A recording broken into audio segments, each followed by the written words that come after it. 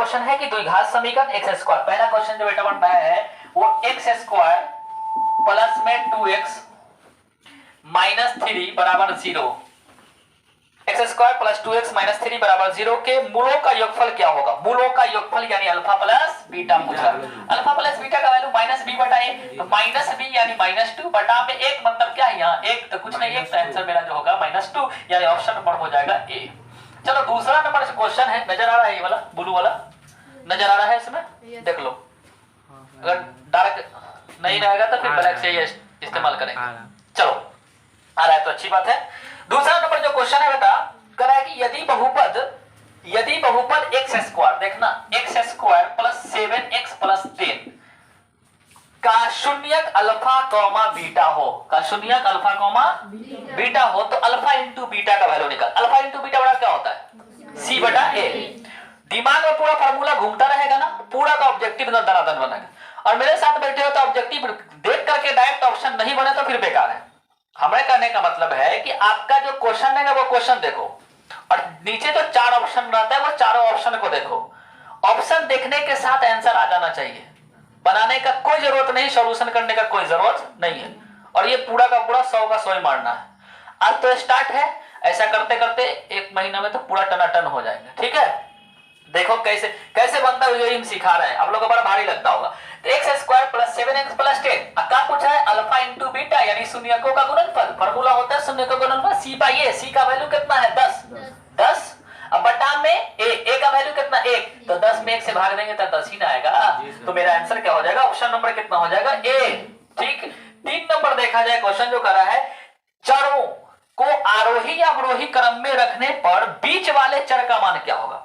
माध्यिका का मैंने बताया था कि दिए गए चर मानों को आरोही या अवरोही क्रम में सजाने पर ठीक बीच में पड़ने वाली संख्या माध्यिका कहलाती है।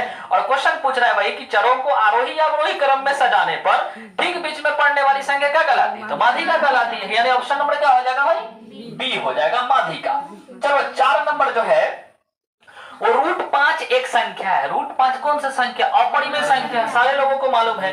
तो √5 एक अपरिमेय संख्या है, तो 4 का ऑप्शन नंबर जो हो जाएगा वो हो जाएगा ऑप्शन नंबर बी। 2017 का सेकेंड सिटिंग का ऑब्जेक्टिव चल रहा है। ठीक है, चलिए आगे आते हैं 5 नंबर क्वेश्चन। 5 नंबर क्वेश्चन में जो कह रहा है वो बिंदु 4,5, बिंदु 4,-5 ये पॉइंट है और इसकी दूरी मूल बिंदु से होगी। मूल बिंदु से क्या होगी दूरी? मूल बिंदु से सारे लोगों को मालूम है, मूल बिंदु से जो दूरी होती है वो √x² प्लस y²। तो x² यानी 4 का स्क्वायर, 4 का स्क्वायर कितना? 16। अब प्लस y², y का वैल्यू कितना है? -5 यानी -5 का स्क्वायर, तो 5 का स्क्वायर कितना हो जाएगा? 25। और 25 और 16 को जोड़ेंगे तो कितना होना चाहिए? 41 होगा। और 41 का वर्गमूल निकलेगा नहीं, तो यानी ऑप्शन कहीं ना कहीं ये होगा और ऑप्शन मिल गया, ऑप्शन नंबर ए होगा। ठीक है, तो कितना आसान है बताओ? ऑब्जेक्टिव कोई भारी लग रहा है? हाँ, 1 घंटा मिलता है, 100 ऑब्जेक्टिव था। अब तो खैर खत्म हो गया कोरोना काल, तो अब आपका 60 रहेगा। 60 में 50 मारना, 60 में 50, टाइम कितना है? 1 घंटा, बहुत ज्यादा है। 15 मिनट में मारना है 50 क्वेश्चन, और 15 मिनट से टाइम भी कम। 15 मिनट में तो 100 क्वेश्चन मारता था बच्चा लोग। तुम लोग 10 मिनट में नहीं मारोगे तो फिर बेकार है। और कैसे होगा भाई, हम सिखाना चाह रहे हैं। 6 नंबर क्वेश्चन जो है वो 6 नंबर क्या है? बाहरी बिंदु से वृत्त पर स्पर्श रेखा माने खींची गई स्पर्श रेखा की लंबाई क्या होती है? अभी तुरंत बताया था मैंने।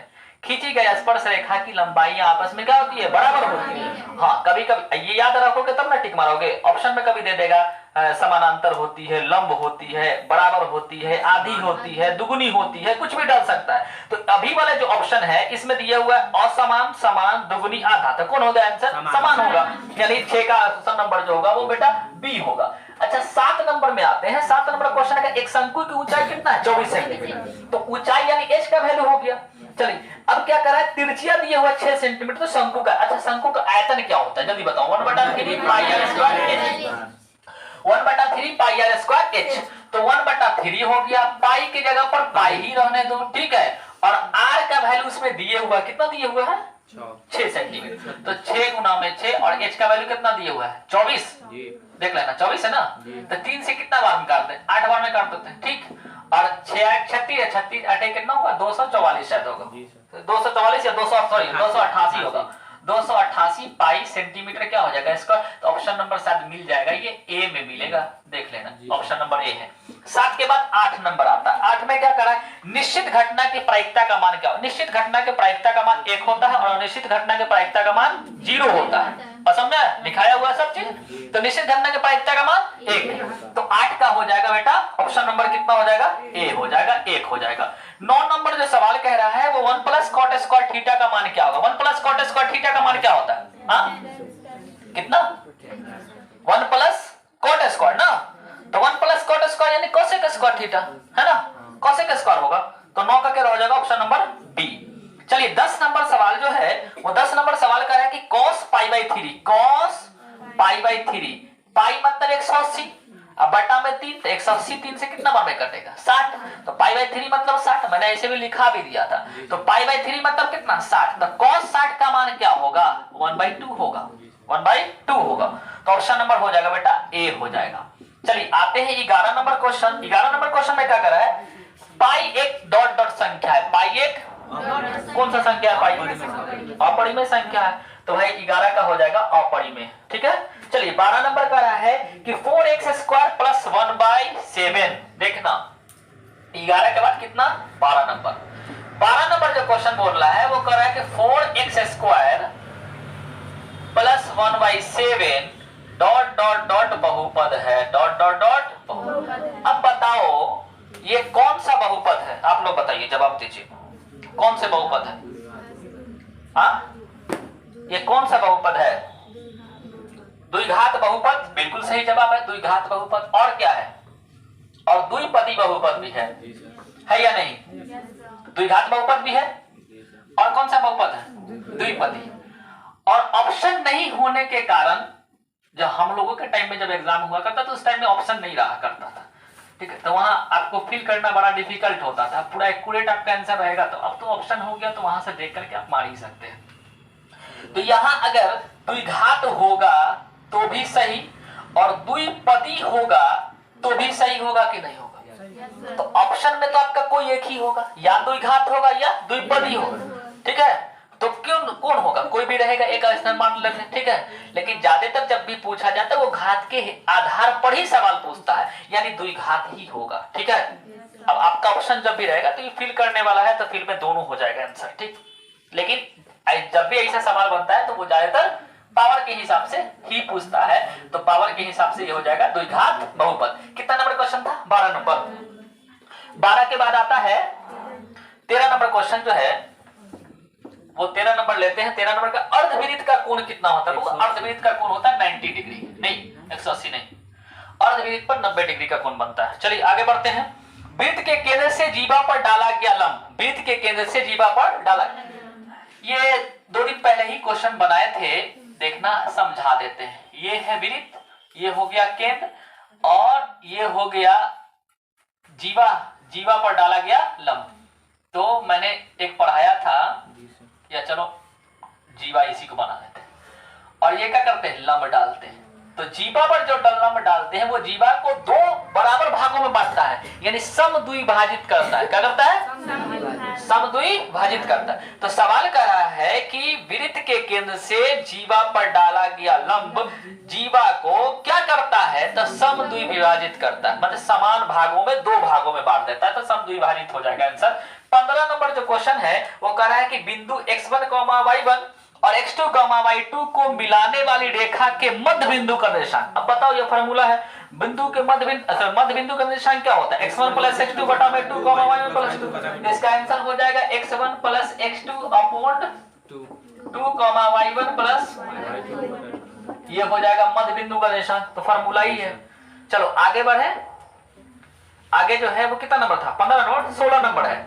अब 16 नंबर क्वेश्चन करा है कि a, b, 16 नंबर थोड़ा सा देख लेना, a, b है और दूसरा बिंदु है -a, -b, ठीक, के बीच की दूरी क्या होगा। अब बताओ 2 बिंदु के बीच की दूरी का मैंने फार्मूला पढ़ा रखा था, वो रूट अंडर होता है x1 - x2 का whole square plus y1 - y2 का होल स्क्वायर या x2 - x1 करेंगे। ठीक है, तो अगर x1a, ठीक, अगर x1a अब माइनस x2 तो माइनस माइनस हो जाएगा, प्लस में क्या हो जाएगा a का क्या हो जाएगा होल स्क्वायर, अब प्लस में हो जाएगा y1 बने के b, अब माइनस माइनस प्लस में यह भी हो जाएगा b, तो क्या हो जाएगा होल स्क्वायर। 1a प्लस में 1a कितना 2a का होल स्क्वायर क्या हो जाएगा 4a स्क्वायर, अब प्लस में ये हो जाएगा कितना, ये भी हो जाएगा 4b स्क्वायर। 4 कॉमन ले लेंगे तो बताओ रूट अंडर 4 कॉमन ले लिए तो a स्क्वायर प्लस क्या हो जाएगा b स्क्वायर। अब 4 का वर्गमूल निकल जाएगा, कितना निकलेगा 2, तो रूट ओवर क्या a square plus b square, यही आपका आंसर होगा। मिला सकते हैं 16 का आपका यही आंसर होगा। 17 नंबर जो है बेटा वो करा है कि 2 sin a, 17 number 2 sin a is equal to root under 3, root under 3। तो a का मान क्या होगा, a का वैल्यू क्या होगा, a का वैल्यू पूछ रहा है कि a का मान क्या होगा। a क्या है तो एंगल है यहाँ पे। अब बताओ यहां से हम sin a, तो sin a बराबर रूट अंडर 3 अपॉन 2 तो कर ही सकते हैं। अब मैंने बता दिया था कि sin में रूट 3 किसका है, मान रूट 3/2 किसका मान होता है। हाँ? अरे दुल्हा साइन का है तो कन्या भी साइन में ही होना चाहिए। तो साइन ए तो ए, और साइन में ही रूट 3/2 किसका वैल्यू होता है, तो साइन 60 का मान होता है। तो साइन रख दिए, साइन से साइन कैंसिल, ए का वैल्यू जो हो गया वो 60। हालांकि ऑब्जेक्टिव में इतना डिटेल से नहीं बताया जाता है, ठीक है, लेकिन हम लोग बढ़ा रहे हैं ताकि आपका पूरा सब्जेक्टिव भी क्लियर हो जाए और ऑब्जेक्टिव भी क्लियर होता है, ठीक है। वहां तो आपको साइन देखना है, यहाँ ले गए, अब यहीं से साइन में कितना डिग्री का वैल्यू 60 का, डायरेक्ट ऑप्शन देखेंगे 60 मार देंगे, ठीक। तो वहां से आसान है, लेकिन ऑनलाइन वाले लोग को समझाना पड़ रहा है इसलिए थोड़ा सा डिटेल बतला देते हैं, ठीक। और हर एक सब्जेक्ट का आता रहेगा, ठीक है, इसलिए आप लोग चैनल को सब्सक्राइब कीजिए, ठीक है। अब बेल आइकन को दबाए रहेंगे ताकि क्रैश कोर्स जो चल रहा है, क्रैश कोर्स का जितना भी वीडियो अपलोड करेंगे इंपॉर्टेंट वो आपको नोटिफिकेशन जाएगा, और क्या है आप जो है लाभान्वित होते रहेंगे, फ्री ऑफ कोर्स पढ़ाई करते रहेंगे, ठीक। तो चलिए आगे की ओर 18 नंबर में है। 18 नंबर क्वेश्चन जो है वो बेटा क्या कर रहा है, cos a is equal to है 4/5। तो पूछ रहा है tan a का मान क्या होगा, tan a का मान क्या होगा। अच्छा बताओ cos में किसका वैल्यू होता है 4/5, cos थीटा बराबर b/h, b/h। तो b का वैल्यू 4 और h का वैल्यू कितना हो गया 5। तो हमें किसका जरूरत है, p का, है ना। तो p बराबर क्या होगा, रूट अंडर क्या हो जाएगा h square minus b square, यानी 5 का स्क्वायर माइनस में 4 का स्क्वायर। तो 5 का स्क्वायर कितना 25 और 4 का स्क्वायर 16, 25 में 16 गया तो 9, 9 का वर्गमूल कितना 3। तो बताओ tan a का जो वैल्यू निकालेंगे वो क्या होता है p/p, तो p का वैल्यू 3, अब b का वैल्यू कितना हो जाएगा 4, तो tan a का वैल्यू होगा 3/4। बात समझ में आ रहा है। चलिए 18 के बाद आ रहा है 19 नंबर। 19 नंबर कह रहा है, 19 नंबर सवाल कह रहा है कि ये सही है या गलत। क्वेश्चन है दो संख्याओं का गुणनफल बराबर HCF गुने LCM, दो संख्याओं का गुणनफल LCM गुने HCF, और ये फार्मूला ही होता है दो संख्याओं का गुणनफल बराबर क्या होता है लसक गुने मौसक, तो लघुत्तम गुने महत्तम बराबर क्या दो संख्याओं का गुणनफल। तो ये जो फार्मूला बिल्कुल क्या है सही है। तो 19 नंबर जो हो जाएगा वो सही होगा। 20 नंबर कह रहा है कि अधिकतम बराबरता वाले वर्ग को क्या कहते हैं, अधिकतम बराबरता वाले वर्ग को क्या कहते हैं, बहुलक कहते हैं। तो 20 का जो आंसर हो जाएगा वो क्या हो जाएगा बहुलक, बहुलक हो जाएगा, ठीक है। तो हमें उम्मीद है आपको समझ में आया होगा, अगर समझ में आया होगा तो फिर लाइक करें।